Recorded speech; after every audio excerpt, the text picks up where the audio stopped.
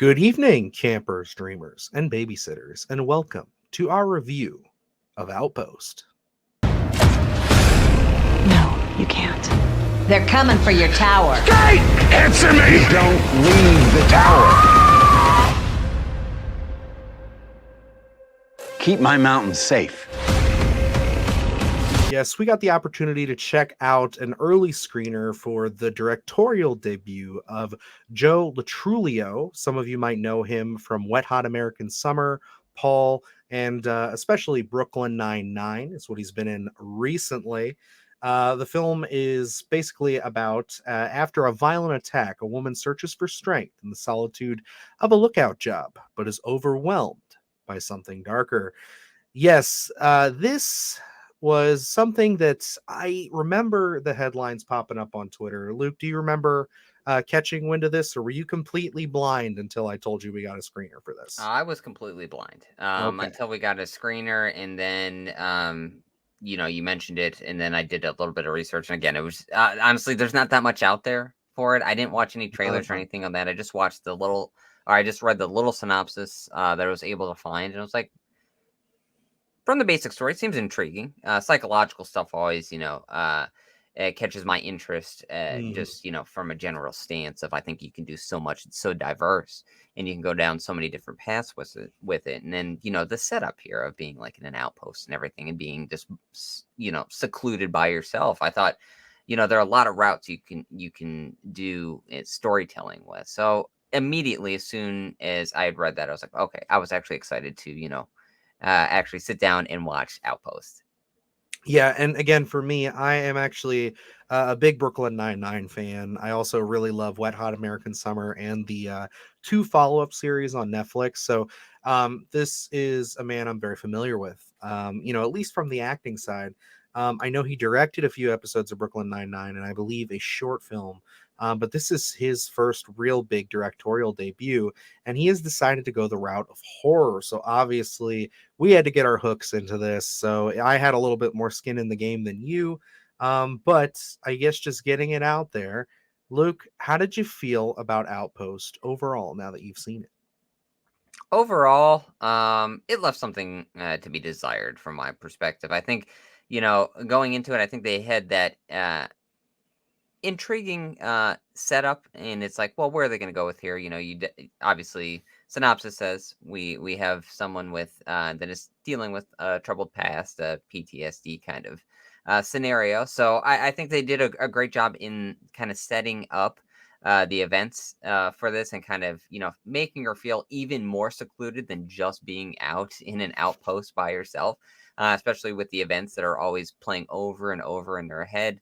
But as we get deeper into the film, something starts losing me. We talked about, it's a spoiler free. Me and Dylan had talked about this prior to actually doing this review. And there's a few things in here that, from my perspective, are questionable storytelling devices. Yeah, and I hear you on your criticisms there. I think that this movie resonated with me a little bit more. I don't by any means think that it's going to blow anybody's mind. I don't think that it's really a groundbreaking story by any means, but there was some effective imagery, and there was definitely some competence there that I saw from behind the camera.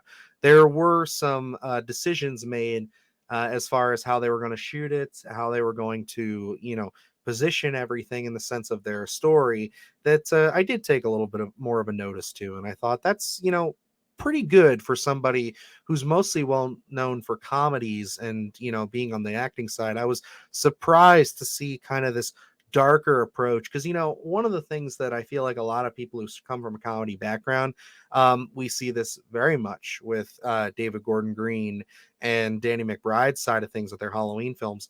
They do tend to fall on comedy a lot more, and there isn't much of that here.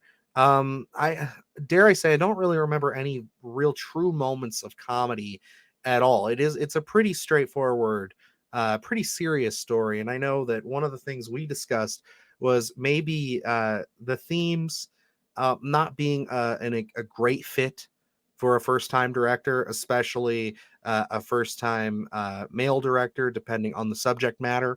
But I think that's going to also depend on the person. who views this, because for me, like I said, it didn't bother me that much. But I know from your perspective, you said that things were kind of, a little bit like you couldn't get that out of your head as you were watching it. And on that aspect, I totally understand it.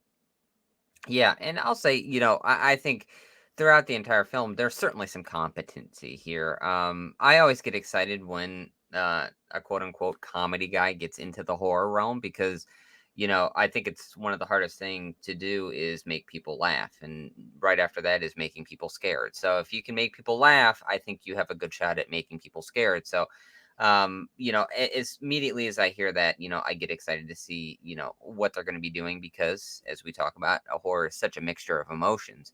And yeah, they do stray away from really any comedic themes in here. I don't really think there's even a one-liner kind of joke really at all here. Mhm. So the film does take on the serious tone, and I think again, I think the setup is great. I think kind of a lot of the flashbacks she does is very effective in terms of it's very hard to tell a story with one person for the majority of the film just in this one secluded space, and then we kind of have some characters trickled in and out, and I think that's a pretty intriguing use. There's one very particular horrifying image, I think for me, is the use of there's a female hitchhiker, and kind of there's another scene in that, I think with great effects as well. And that is something that when you watch this, you're going to immediately know what I'm talking about. And I think that scene for me was very effective. It still sits with me.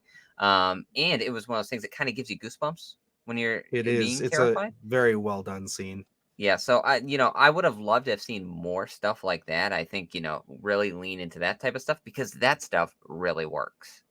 Absolutely. And, I agree with you. I think that there are a couple of really effective scenes, especially towards the third act, once we kind of start to see some of these more mundane tasks. There's a mantra that's kind of stuck throughout the film by one of the characters, whose name's Earl, where he tells our main character, Kate, to, stick to the routine.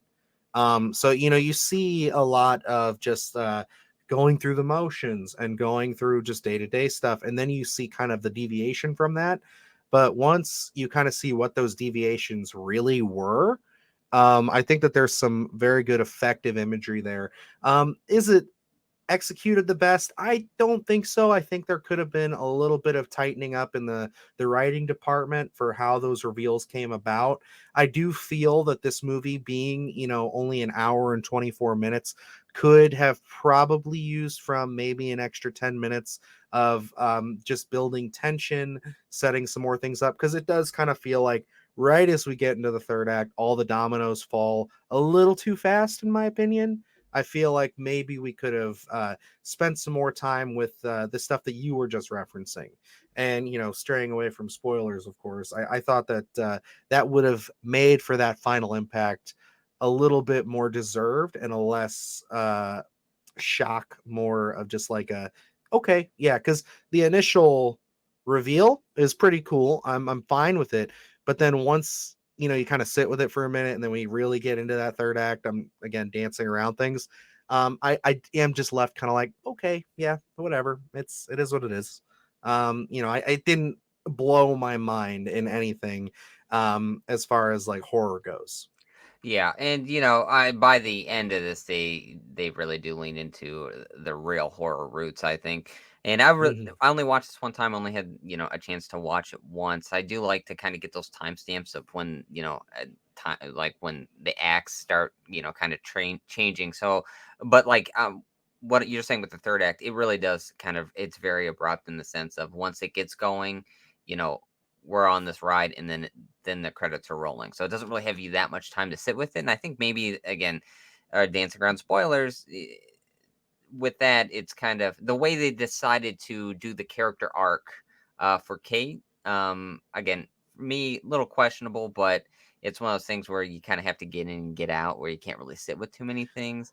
And I think that's really the third act. I think for me is really where I start raising a lot of different questions. It kind of goes from a slow burn psychological thriller to trying to be more of that heart pounding slasher kind of tropey, um, you know, effect at the end, and I just kind of feel like those two didn't mesh very well. And that is two genres we've seen in the past that go well. Again, I think maybe another couple passes at the script would have benefited very well. I do think that uh, Joe has assembled a pretty decent cast here, though. I gotta say, Beth Dover did a pretty great job, I would say, with what she was given. She's on screen 90% of the film. I mean, she is the main character. She's in an outpost by herself. And then her supporting cast wasn't bad either. I liked the creepiness of Dallas Roberts. Uh, Otto Essendoa. Sorry if I messed up your name. But I thought that he did a really good job. He was definitely more of a hard ass. And of course, Dylan Baker, we are no stranger of. Big Trick or Treat fans over here. But yeah, he was definitely an eccentric character. And I enjoyed seeing him on screen. But again, it's just one of those things where his character, especially once you kind of get to that third act, it's just like, oh, everything's wrapped up really quickly. And it kind of leaves you with a little more to be desired. Yeah, and being a psychological horror for the majority of this film, I think one of the things that one of the devices that's used that is really well done is the idea of questioning so many different characters that you're just meeting for the first time, because it does put the audience, I think, on edge. And I felt that certainly as we were going through this, was like, well, you're just meeting this guy and you're meeting that guy, and especially with Kate's past and the kind of PTSD aspect of it, you're always kind of like, well, how trustworthy should she be? Even not knowing any of these characters, because you just don't know, and especially when you start kind of questioning their backstories and things like that, or if just, and again, great casting where even if a male character gives this female character just a certain look, you start kind of questioning everything. And I think there are instances throughout this film where that is very well done, because you start questioning a lot of the male cast in here. Yeah, and I do gotta say for you know, Kate and is Joe Lo Trugilo's wife. So it's one of those things too where it's like I thought that they did really have a lot of passion in this, and you could definitely tell that she was giving it her all.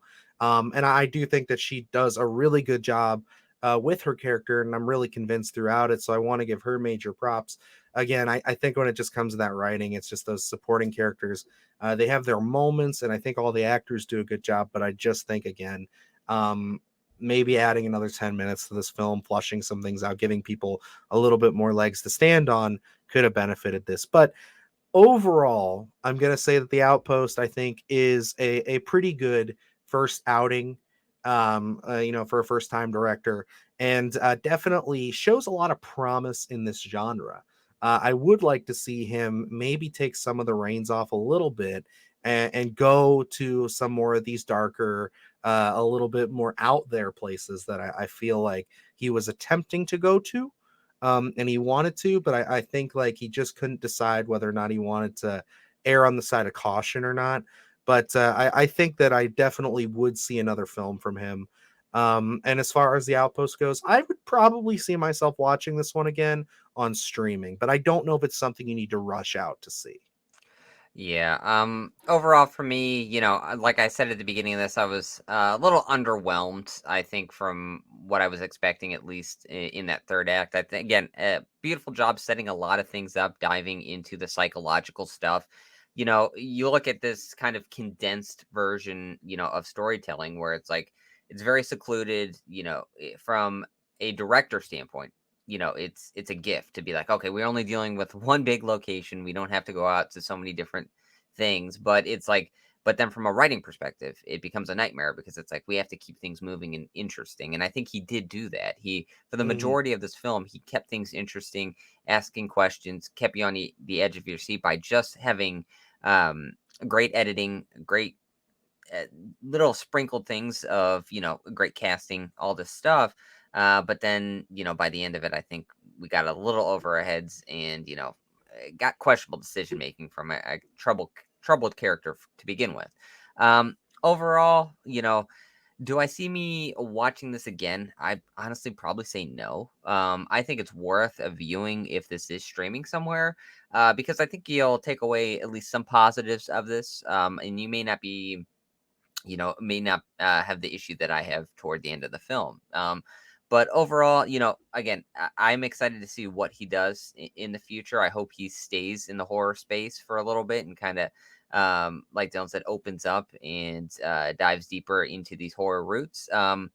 Outpost for me, a little underwhelming, but I think there's some good stuff here. So if you do catch this streaming, I say hit the play button. And for me, this is one of those things too, where I would kind of compare this to a movie I liked a little bit more. Do you remember The Gift from Joel Edgerton? Yes. From a few years ago, where that is again, it's a thriller, and it's kind of got some horror elements. This is very much in that same vein. I just think that my tastes, especially, I like a decent thriller, but I feel like that is what this is at the end of the day. And the same thing with The Gift. They are good mid-range thrillers. I wanted a little bit more from it, a little bit more of a gut punch. Maybe that's just me, being a little bit more stooped in the horror realm and being a little bit more ready for, everything to turn on its head and get real creepy and weird. But it just never fully gets there, never fully commits. But not a bad first outing. Definitely, again, I'd say proceed with a little bit of caution, know yourself, and just know what you're spending your money on. But yeah, I definitely still give this a positive review.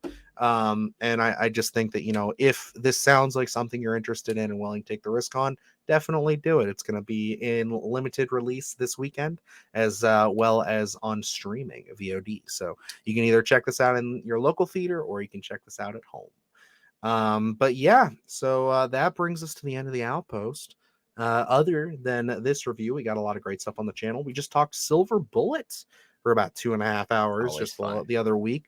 Lots of good stuff in there, as well as a couple episodes of the Sunday Scaries if you want to get caught up on your horror news. And of course, I still have my video essay going back to the Evil Dead there on deconstructing the Deadites, still up for your viewing pleasure. So alrighty, guys. But other than that, we got a lot of great stuff coming to you on the channel here. So stick with us and keep things moving. But until next time, I am Dylan Newell. And I'm Luke Janesco. And remember, stay scared.